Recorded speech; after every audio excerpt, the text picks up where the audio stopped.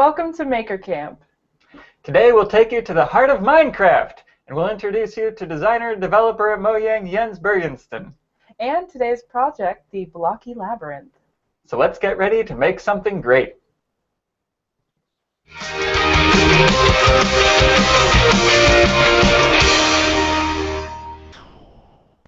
Thank you for joining us. I'm Camp Director Paloma. And I'm Camp Director Sam. As with today's show and every show, please post your questions in the comments bar, and we will ask them during the show. But before we get to our awesome first guest, we're going to go ahead and check in with our counselors about today's project. Hello, counselors. Hi, everybody. I'm Counselor Brian. And I'm Sandra. Let's see what you've been working on. Makers at the Ritter Public Library are testing the limits of newspaper by making chairs. Those are pretty cool. Yeah. Oh, I love that face. That's the face of I made this and I own this.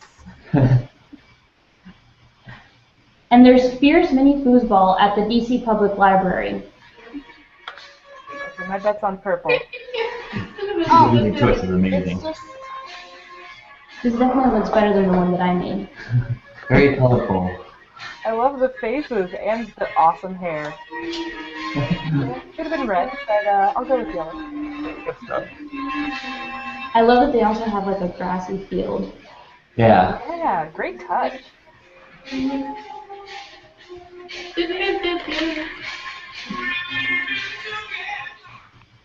Great music choice, too. Children Are People, Inc. are creating a recycling mascot from reused materials. That is pretty awesome. That's fantastic. I love that they're having fun with it, you know? It looks great. And tell makers are using silverware for a makey piano. I love the makey. I was sitting there playing the one on your desk for, I don't know, 15, 20 minutes. Sounds so great, too. Silverware is a great idea.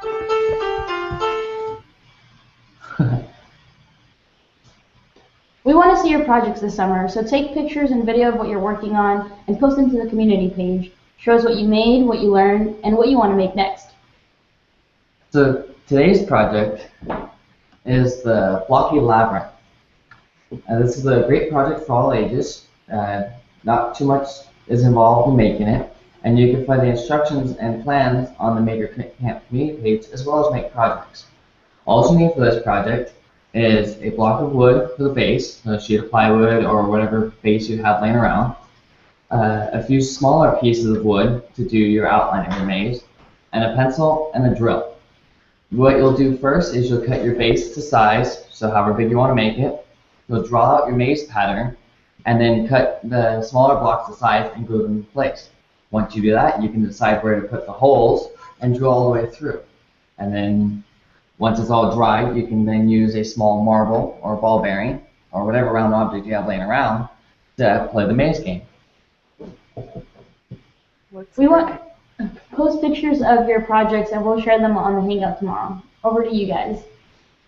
Thank you, counselors. That looks awesome. Can't wait to see what cool maze designs you have. And I bet I would be terrible at that. My dexterity is not good enough, but I'm going to practice. You can get it after an hour or two. Yeah, after an hour of just staying there. I bet you could use sugar cubes for the blocks, too. Yeah, sugar cubes, great idea. Much easier than cutting all that out. So let's see those on the Google Plus community page. And now I'm going to bring on our first guest, campers.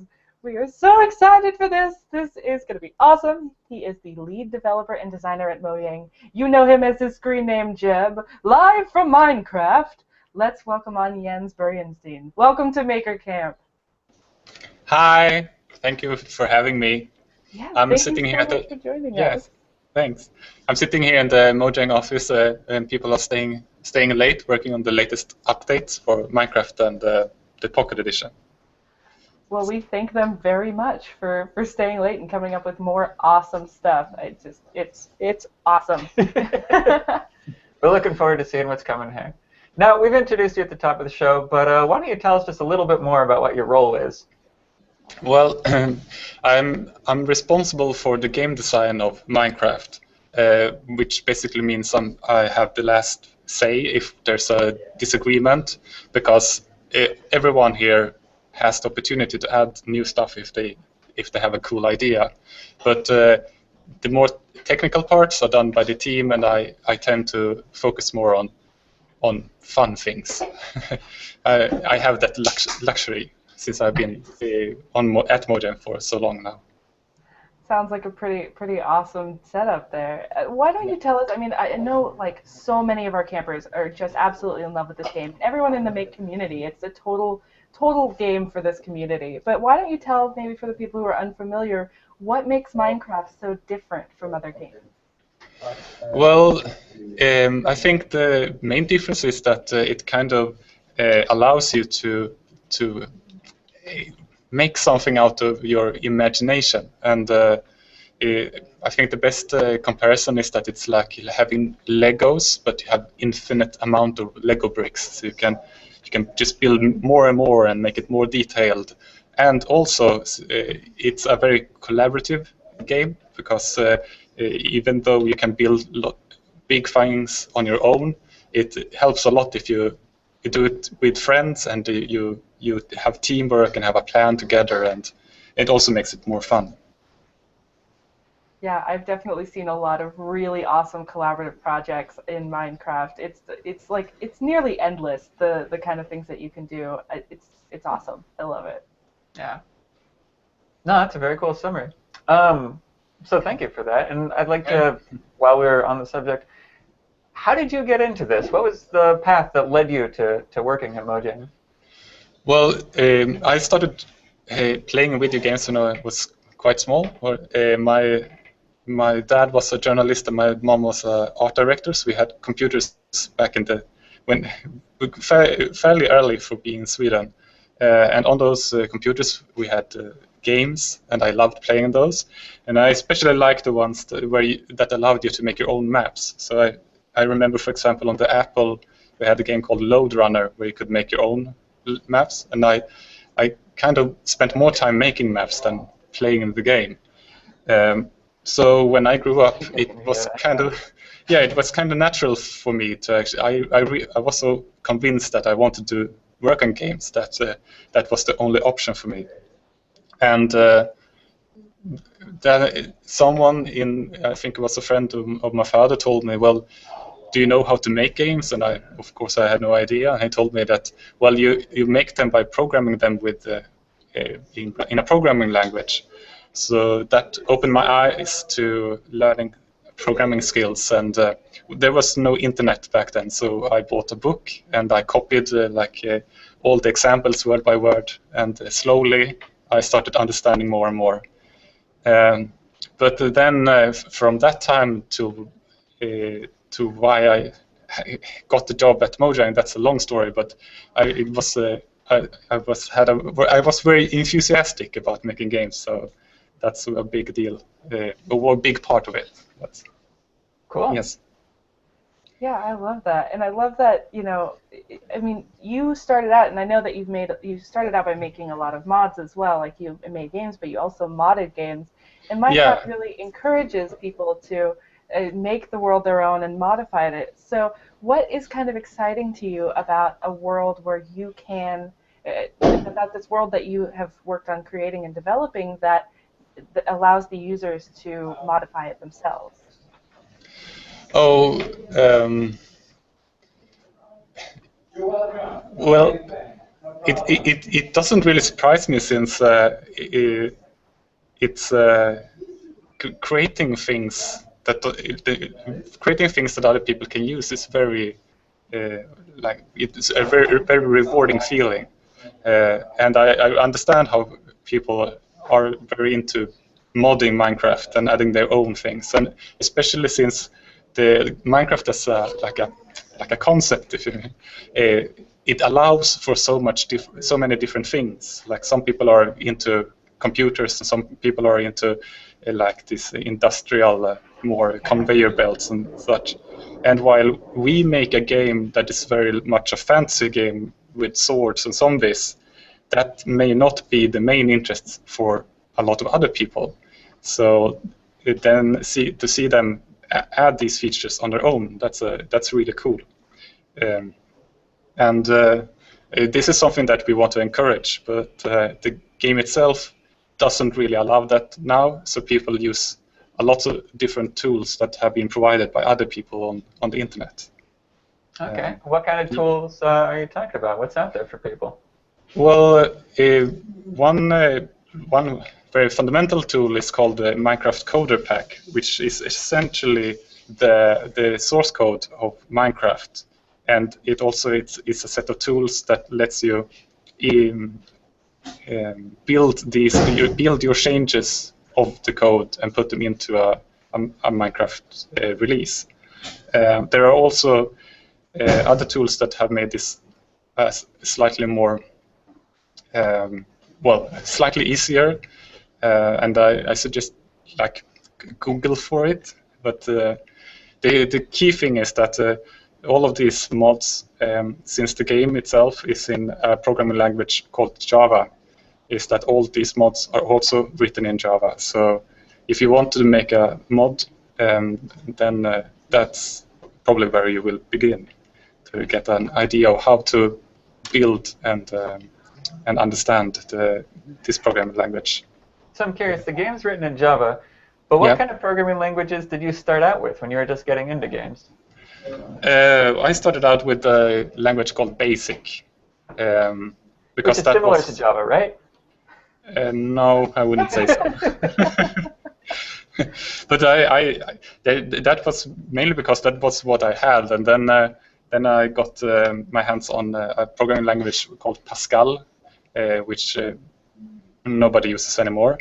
And and then after that, I started with the language called the C++, which is a very technical language, which is very useful if you want to be a game developer, because on a lot of studios they still use C++.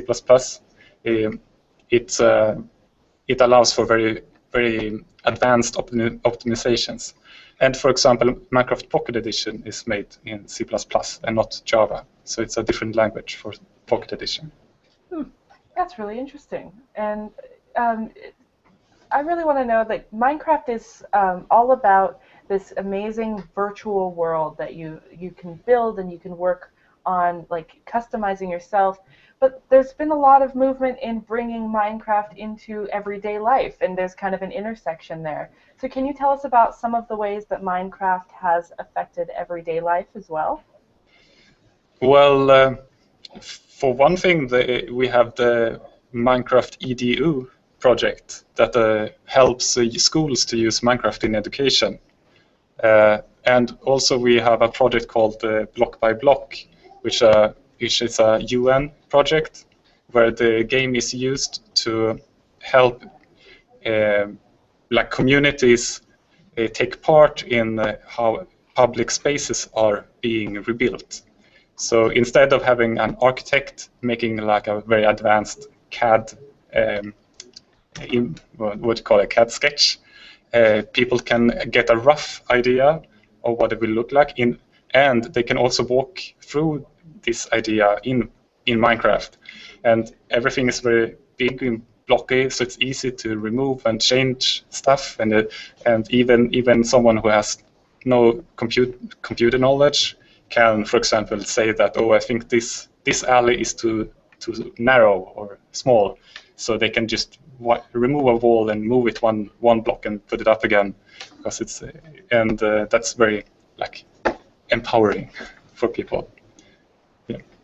Yeah, I think that's great. And I think one of my favorite quotes about Minecraft is that you've tricked millions of people into learning how to use a CAD program. So it's, it's a really easy way to get into this creation. And, you know, at first you're like, oh, but it's just a silly game. And then you realize, oh, CAD is kind of also a silly game. And you're allowing people to take that first step. So if there's any campers out there that are really into Minecraft but have never tried CAD work, I think that this might be a really good chance to also take that step and really start to maybe look at using some of those CAD programs out there. Yeah, absolutely. And so you were talking earlier about how your first games that you worked with were using BASIC and Pascal. How would you encourage campers to start making their own games if that's their passion that they want to follow? When people ask me about this, I tend to say that um, there's a tool or language called Sketch, if I'm correct. Yeah. Which Scratch. Yeah, Scratch. Scratch. Sorry, which is very popular, but I haven't used it myself, so I'm not an expert on it. But I'm hearing that a lot of people are using it. Otherwise, another good start is actually to write a mod for a game that already exists, such as Minecraft, because then you can focus on making like the fun part and not so much building up like all the so-called game engine and that pieces. And also when you make a mod, there are often some pre-existing code that you can make like just minor changes to get a result, and that way learn how the code works and how things relate to each other in a game, that is. Yeah, Scratch is a really great program. I know a lot of the campers are using that to do really silly little things, and then suddenly you look over and they've made leaps and bounds, and they don't know it yet, but they're, using an object-oriented programming language that's all drag and drop blocks. So it's a really great first step. And like you said, going through and starting with something that already has a game engine and just building off of that is a really great way to just get your foot in the door. And then from there, you can kind of reverse engineer and find out all the stuff behind the scenes. So that's a really great idea. Yeah. And also I was wondering, I know that you can use Minecraft to do things like generate 3D files. Like I've seen people have like a giant Millennium Falcon that they captured and then 3D printed. So is that like, are there other things that you can do like that, like bringing Minecraft into the three-dimensional world? Yeah, I've seen people making like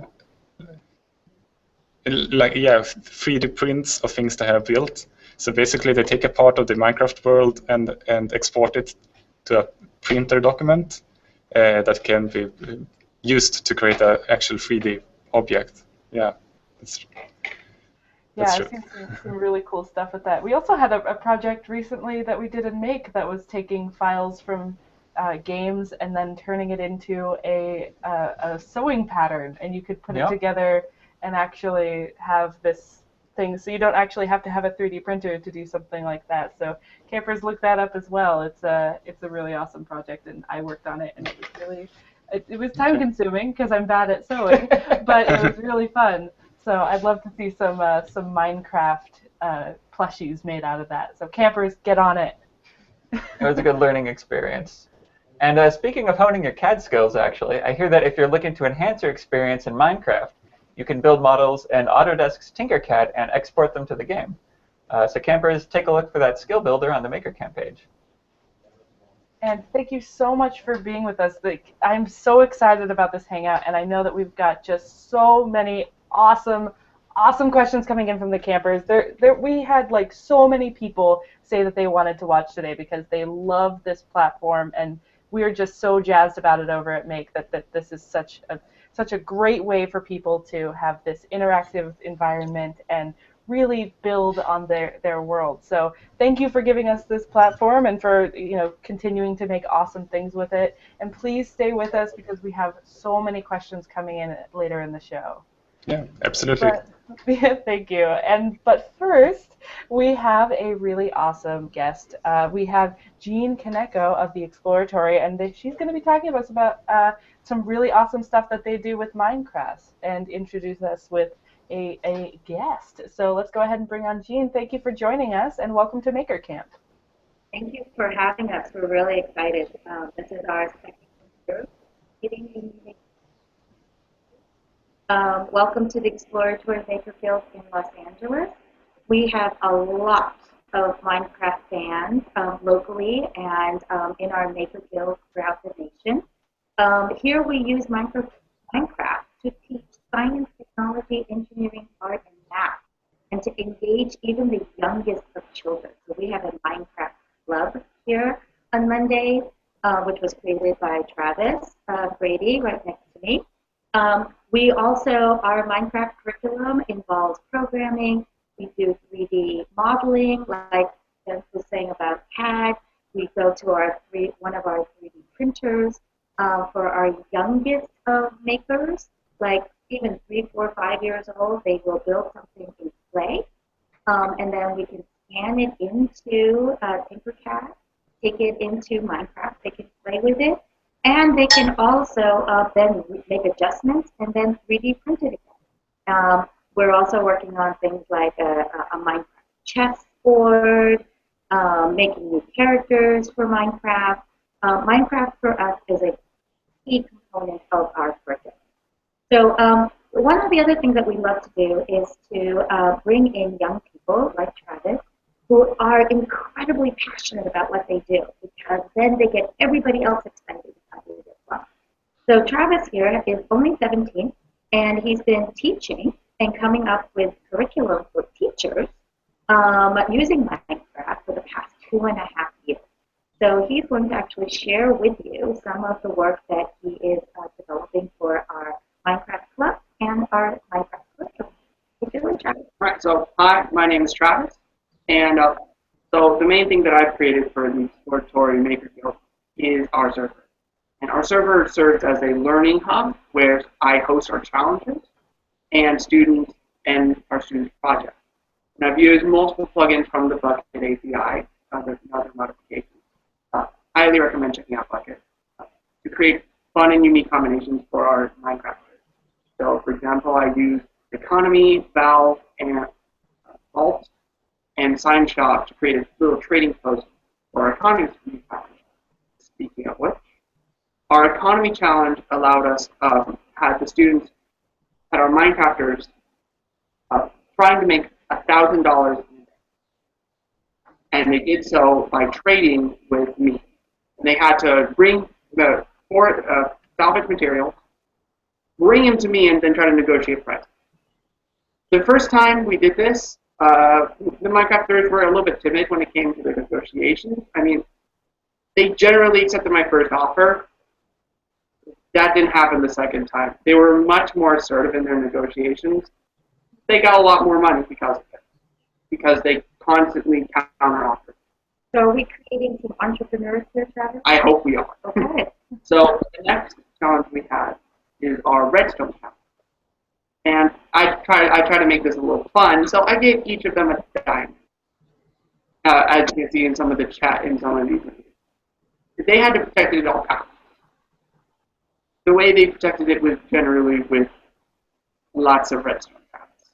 And for those of us who are older than most Minecrafters here, redstone allows you to use electricity. Right, that's correct. So actually, we have a lot of very redstone savvy people, which is awesome. And one person made a TNT cannon, which he rapid fired at people who came redstone. That's great. So after the redstone, we did game design, and particularly, I had the students create mazes. And these mazes were a little bit different from regular, because while they did make their own individual mazes, design principles before we even started this, so they really got to understand some of the basic design. And as you can see from the image, all the mazes are interconnected. So if you go into one of them and exit, you're going into another maze, which made it so the students the Minecrafters kind of had to really think about how their mazes connected with each other. I mean, back to what Jens was saying too, Minecraft is an amazing tool for practicing and learning 21st century mindset skills. So collaboration, frustration tolerance, flexible thinking, all of these things Minecraft work on, and they don't actually realize they're actually thinking or learning, and that they're learning anything because they're just enjoying the place. Right. Now that's actually something that I like to call, and it's been coined before, it's called stealth learning. It's a really cool phenomenon where you don't realize you're actually learning, and video games are one. And speaking of frustration, speaking of flexibility, we also had them do peer reviews where they reviewed other people's mazes and kind of gave them feedback on them.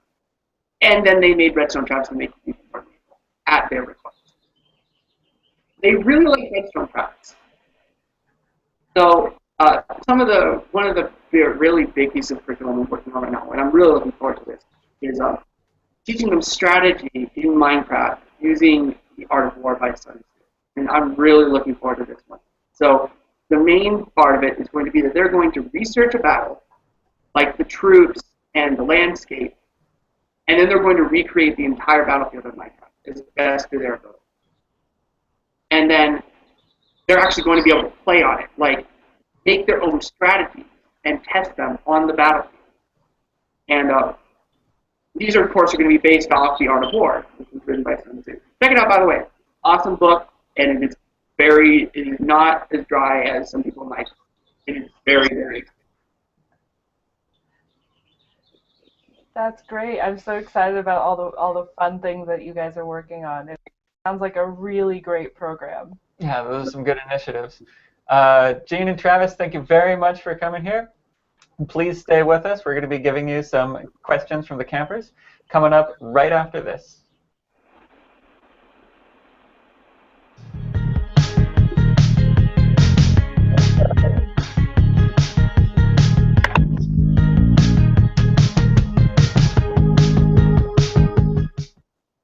Welcome back to Minecraft today at Maker Camp. We've got Jens Bergensten from Mojang, also Gene Kaneko and Travis Grady from the Exploratory. And I think it's about time to start going to those questions from the campers. So, counselors, let's keep them coming. So we have a question from the Boys and Girls Club, Hilton Head. What is the process for deciding whether or not to add new features to Minecraft? Hi. Yes, that's a very good question, because obviously we could almost add anything to Minecraft. Like we could add hundreds and hundreds of animals or hundreds and hundreds of different ores and so on. And what we do is we try to think of how each new feature fits into the game and try to not add too much too quickly. So we try to add a couple of new features every new update, and then we look back and then we play the game and see how it feels and make adjustments, and then we add new features and we continue like that. And then the question on in which order we add things, that's actually more like, well, what do we feel like today? Like Ryan recently added rabbits, and that was just because, oh, I want to add a rabbit, and then he added a rabbit. It's like, it's a very, as I said, like, since so much things actually work in Minecraft, it's basically what we take the initiative to do. And then, of course, we have a couple of things that we feel that we have to do in the future, like things that have been promised by Notch, such as the dragon, the red dragon, is still not added, and that's that's a very complicated feature. So we can tend to push those further away, because if a feature only takes 1 week to do, then we can just throw it in when we don't have anything else to work on it right now. But when a feature takes like a month or two to do, we have to kind of plan for it. So that's why certain things are moved to a more distant future. So yeah, I hope that answers the question. You know, I love that Minecraft has that same sense of whimsy in their designing as they do, like, you know, just like, oh, I feel like adding a rabbit, so there's a rabbit. Like all of the users are just kind of like, yeah, I feel like adding a tree, I'm gonna add, you know. So I love that the development has that same fun attitude as well as the users. And actually, because we have a very avid Minecraft user, and you know, Travis, you've been working with Minecraft, you've been developing programs through it. I want to know, do you have a question? Because I'm sure that your questions will be great as well. Yeah, I've got two very quick ones. So first, have you considered? So I worked with Pepperdine University on the first ever Minecraft theme involving interscholastic challenges between Orange and Middle School in California. Have you ever considered putting similar infrastructure create to connect experiences so they can work together across the globe to complete Minecraft-related projects. Sorry, there was some static, so I couldn't really hear. Wait, connecting what? Yeah, Yes, I think it's connecting with Minecraft so that way there's Minecraft, like making it available to work with makerspaces so that it's a little easier to have Minecraft-related projects and challenges. Okay, Minecraft-related project challenges. Yeah, so yeah. like Sorry. I think for one thing, if you've heard of other interested people who might want to do challenges collaboratively around the world. Creating a community. I'm sorry. You are really your camera is really breaking up for me. yeah, I think they're really interested in infrastructure so that way like people around the world can work together on these collaborative projects and challenges. They're wondering if there's any either currently any built-in support or any planned built-in support to help programs like them connect around the world. Okay. No, this is not. There's nothing planned for it right now. It's a bit. I don't really understand exactly what the game would do in order to connect this. So it would have to have some like. Would there be some kind of API we could use, or vice versa? Is something that you need from the game in order to be able to do this? And so I guess I need more information. Yeah, it's an interesting idea though, having these challenges that they have worked on and that they've making mazes and building battlefields and things like that. That would be a really interesting thing to expand across the world, and they could probably use their own Minecraft server, and I know that there are worldwide servers that they can invite people to, so that might be a good first step. But let's jump back over to Brian because I know that we've got so many questions coming in. So Ken asks, what is your favorite mode in the game, and where do you like to build? So this can actually go for both of you guys. Okay. When I play the game, I play in survival mode because that's the mode that feels like the real mode. But I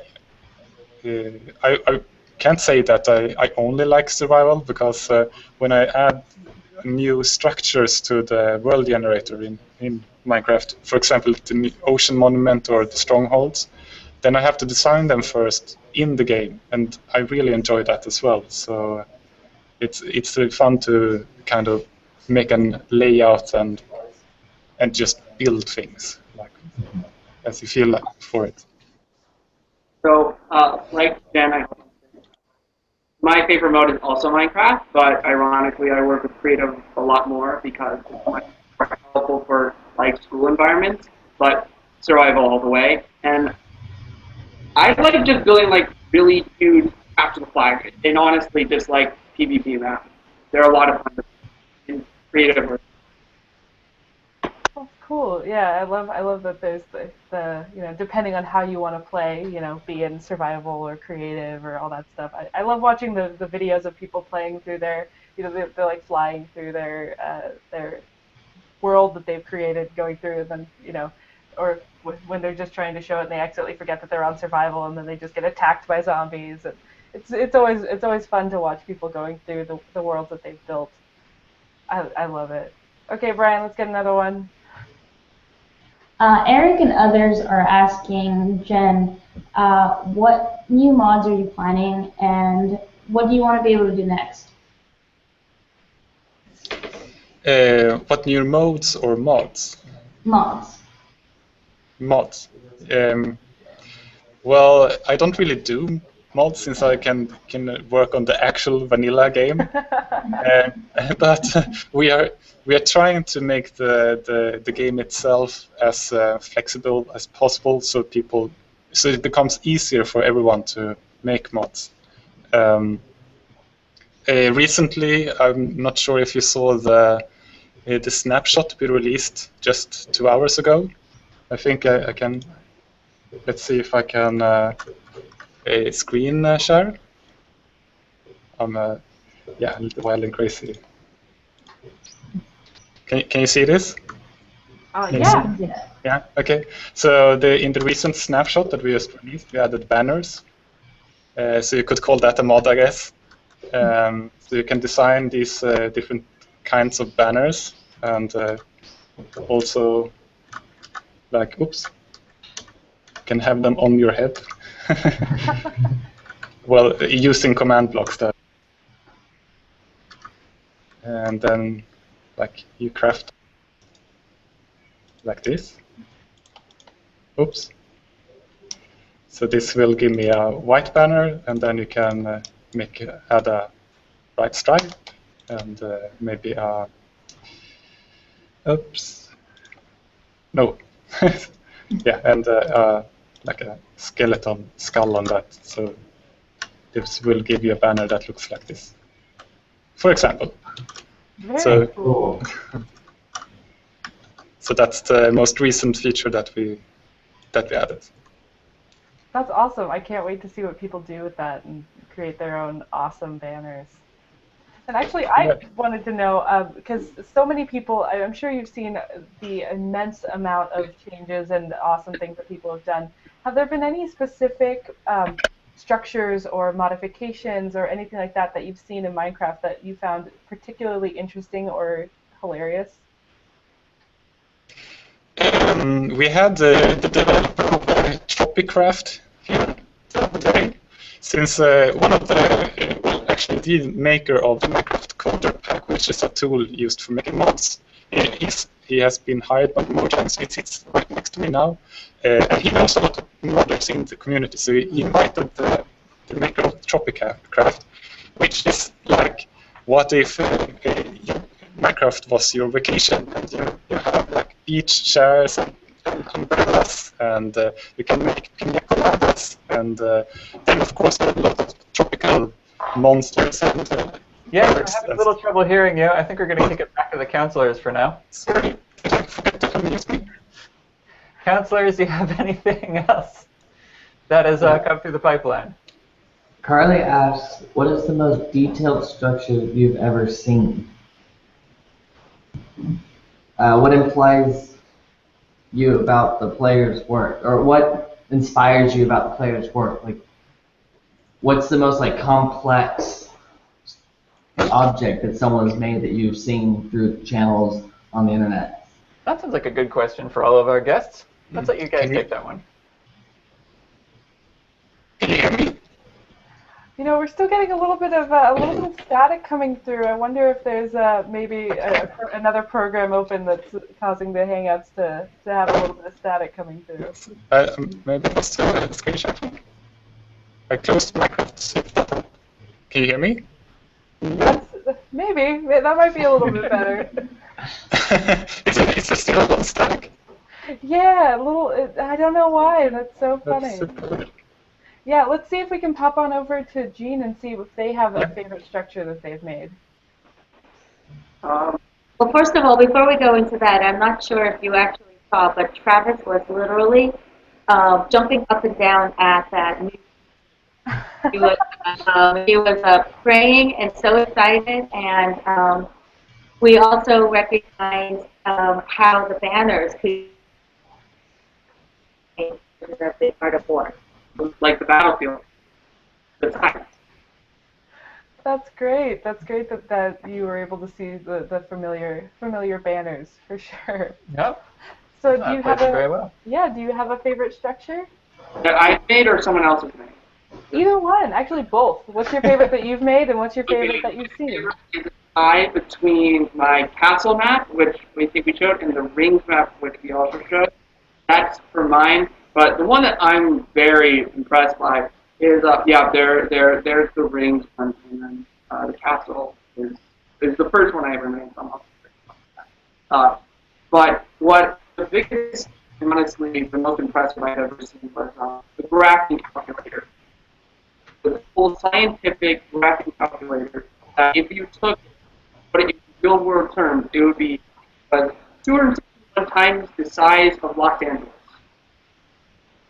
Wow, It's that's huge. crazy. It worked perfectly. It's still on, and it was created by a 19-year-old in London. So it was really amazing to see that. Wow, I don't know that I have the patience to do anything that big. Oh man, that's crazy and awesome at the same time. I've seen some really fun things, just in my general like looking around online about all these awesome mods.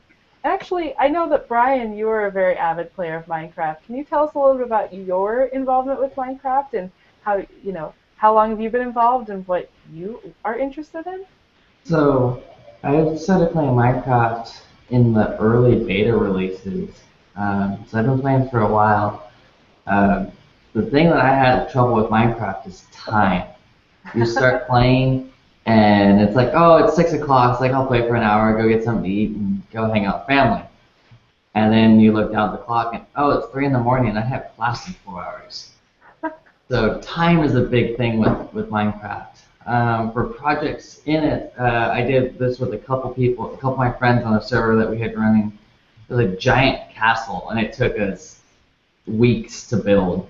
And it's what's cool with Minecraft is you kind of just start wherever you want. So we started the castle inside of a mountain, and we're like, no, we want this bigger. So we ended up demolishing the whole mountain and expanding. And it's like, oh, we want to add this feature. So Minecraft is a very collaborative environment that allows you to change on the fly without having to be like, oh, this isn't going to work. You can just start removing blocks and building, and oh, I don't like that, and be able to try something different, which is really cool. That's great. Yeah, there's so many options that you can do with this, and you can make anything from, like, I've seen people make full actual working computers all the way through to, just starting out and learning what all the blocks are do and how you can craft with them. So there's so much that you can do with this program, which is why it works so well with Make and the Make community. And I really appreciate that as a maker and as someone who spends way too much time playing computer games, that we have this application available to us. So I just want to thank all of our guests for coming along and sharing their passion and allowing us to geek out about our own passions for all the various fun things that they do. And I also want to remind you to check out the Autodesk Skill Builder project, because if you play Minecraft, do not be scared of CAD programs, because you too can create a CAD file using Autodesk Tinkercad software. I promise it's super easy, and you can use the Skill Builder project that we have today to import your models into Minecraft. So check that out on the Google Plus community page. And again, I just really want to thank everybody for being here specifically. And Sam, what do we have coming up tomorrow? Tomorrow's going to be a very fun one. It's going to be a Ramporama with Nerdy Derby. And we're going to have a surprise guest for you all. So stay tuned for that. I'm excited. Surprises! And campers, if you were inspired by anything you saw today, I cannot imagine that you wouldn't be inspired by the awesome stuff we talked about today. So if you were inspired, remember, please do try this at home. Goodbye, campers. Bye.